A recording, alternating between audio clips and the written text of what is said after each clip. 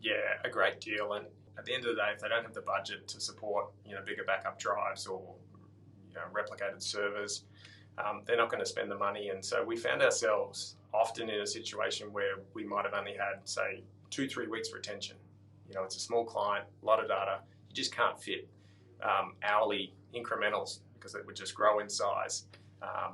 You would come across a situation where they want data beyond that. And as much as we can refer to an email or do you remember that chat we had where we only have this much space, you still feel terrible for that customer. So to have, as I said, a bare minimum of 60, 90 days and even like we've turned on 365-day incrementals and the incrementals are so small it's not growing. That was a big flip for us because we previously had all the data stored locally and just a little bit in the cloud, thinking that was the smart way to do it. We're only going to need the cloud if the place burns down, and how often does that happen?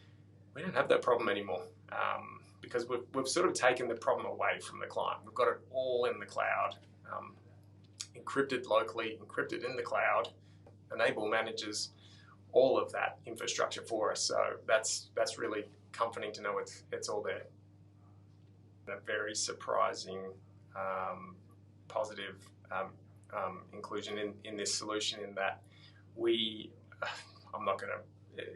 our incrementals might have been 3 to 5%, but some clients with Veeam were huge, and it really limited the sort of storage and particularly what was up there in the cloud.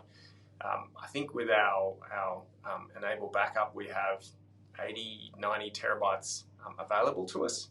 Our clients have 60 terabytes selected and we're using about 40 terabytes. And that's with 60 to 90 day retention across every single client. So that's what I was talking about before, that we could probably in theory go 365, and that's what we actually do.